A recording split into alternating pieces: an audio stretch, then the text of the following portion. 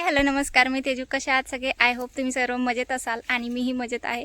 तर आज व्लॉगला दुपारी हॅलो नमस्कार, मी तेजू स्वागत करते आपल्या आणखीन एका नवीन व्हिडिओमध्ये. तर आज पण खूप दिवसानंतर ब्लॉग येतोय कारण बरेचसे मी व्हिडिओ शूट केले पण एडिटिंग करायला वेळ नाही आणि त्यात नेटवर्क प्रॉब्लेम. तर म्हटलं चला दत्त जयंती आहे तर शूट तर झालंच पाहिजे. तर दत्त जयंतीचा कार्यक्रम करायचा होता मंदिरामध्ये छोटासा, कारण इथे जवळच मंदिर आहे. तर त्यासाठी माझी सगळी कामाची आवरावर चालू होती. त्यात सकाळी इडली सांबारचा नाश्ता होता. तर मग शंभूला पण स्कूलला जायचं होतं तर त्याची खूप जास्त घाई चालू होती की मला पटकन दे म्हणून. तर लाडूही त्याच्याबरोबरच नाश्ता करून घेतात, दोघंही सोबत जेवतात सकाळी नाश्त्यामध्ये.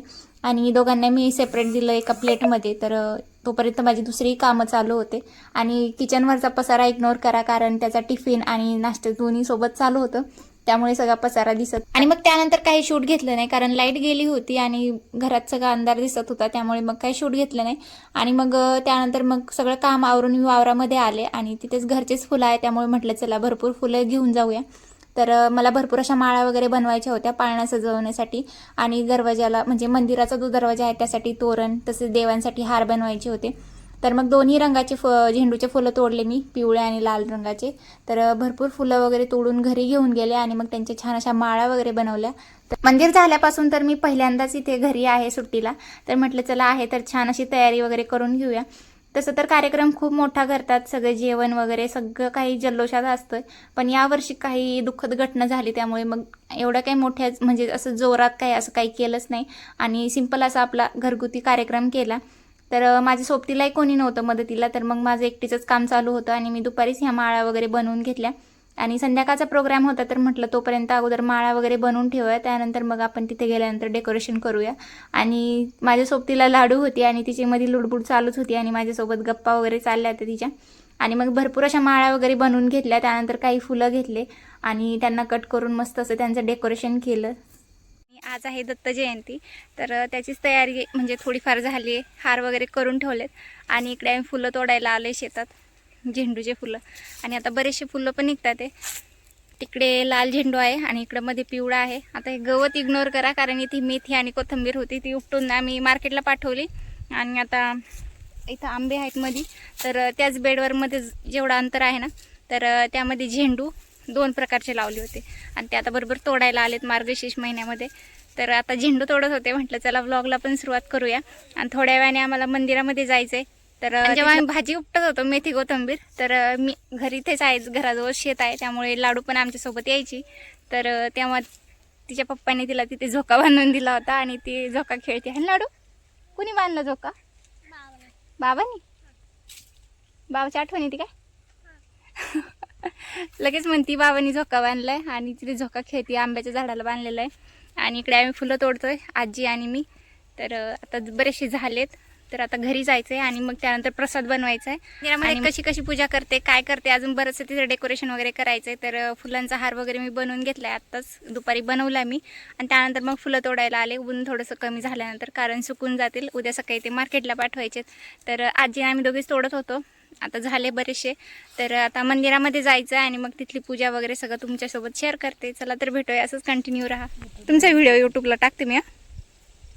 हां काय बाई तू येडी तू बाई टाकल्यावर काय नाही होत जमलं काय?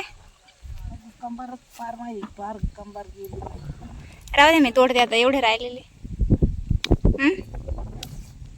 हे काय थोडे राहिले तर तोडते ना मी. होते काय आता झाले एवढेच तोडायचे, पिवळे लाल नंतर तोडू आपण नंतर का उद्या. दोन्ही एक सोबत नको म्हणले. या माझ्या आजी सासूबाई आहेत, तर आम्ही दोघीच फुलं तोडीत होतो आणि आमच्या दोघींची अशी चेष्टा मस्ती चालू होती.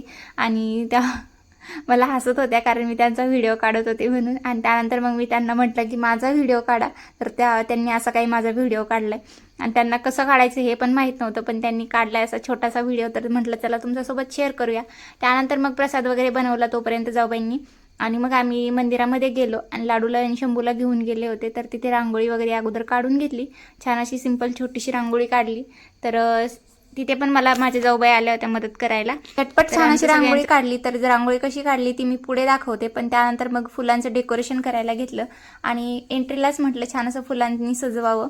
तर 2 कलरचे फुलं होते, तर मग त्यांनी छान असं सजवलं. त्यानंतर आतमध्ये पण झोका बांधायचं काम चालू होतं.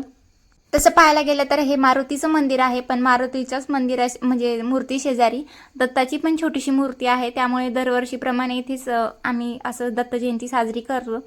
तर मग सगळ्या बायका इथे येऊन असं पाळणा वगैरे म्हणतात. तर पाळणा पण नव्हता, पण जुगाड करून आम्ही असं चौरंगाचा पाळणा बनवला आणि त्यालाच असं माळांनी छान असं डेकोरेट केलं. कारण इथे कधी म्हणजे असं याच्या अगोदरपासून सुरुवात नव्हती, 2-3 वर्षापासून सुरुवात झाली आहे. तर मूर्ती पण आहे तिथे, म्हणून मग आम्ही इथेच करतो. तसं तर मारुतीच्या मंदिरामध्ये लेडीज पण अलाउड नाही आहे, पण आम्ही जे गेलो होतो कारण आम्हाला मदतीला कोणीच नव्हतं इथे, जेंट्स आणि मुलं पण नव्हते. तर मग फक्त आम्ही मूर्तीला हात नाही लावला.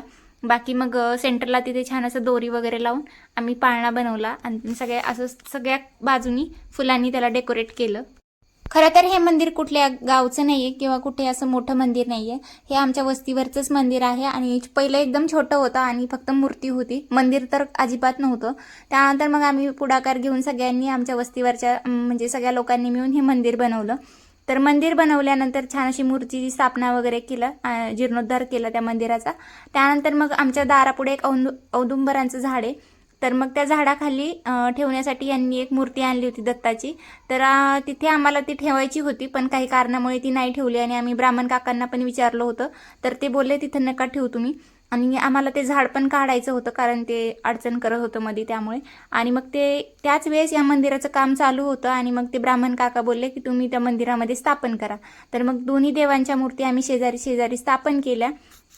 आणि मग त्यानंतर दत्त जयंती जेव्हा येते तर तेव्हाच आम्ही इथे मंदिरात प्रोग्राम पण करतो आणि हनुमान जयंती असेल तरी इथेच प्रोग्राम करतो.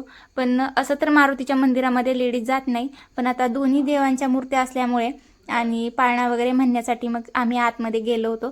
तर छान अशी आरती वगैरे केली अगोदर गणपती. तसं तर यावर्षीचा कार्यक्रम हा थोडा सुनासुनाच होता, कारण काही घटना घडल्यामुळे मग एवढं काही आम्ही जल्लोषात असं काही सेलिब्रेशन केलंच नाही.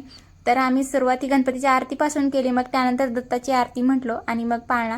तर आणि प्रत्येकानेच घरून थोडा थोडा काही प्रसाद बनवला होता, तर तो सगळ्यांना प्रसाद वाटला. आणि मग त्यानंतर ह्या माझ्या मोठ्या सासूबाई, तर त्यांनी थोडेसे दत्ताचे गाणे म्हटले.